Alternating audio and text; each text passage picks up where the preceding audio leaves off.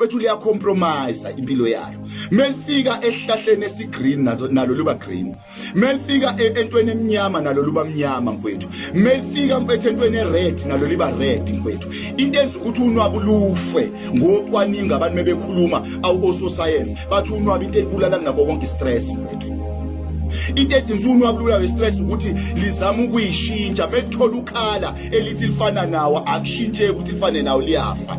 Kunabanye abantu bethe sifile ngoba sizama ukuthi sizama ukufana nabo kanti akwenzeki sigcine sisifa mfethu. Qaphela mfethu empilweni ungazama ukuyishintsha ufane nabantu kodwa yiba uwe kubantu ukuze ungalimali. Into esilimazile sizama ukuyishintsha sizama ukufana nabantu sagcina sine stress sabulawa ukuthi asakwazi ukuphila naloya mbala, asakwazi ukuphila nalela phunga likaHadebe, asakwazi ukuphila naloya msindo kaHadebe ngoba uHadebe unomsindo wakhe nami nginowami umsindo. Mase ngihlanza imisindo emibili empilweni yami, umsindo wami nalo msindo walomuntu engizame ukuphila naye.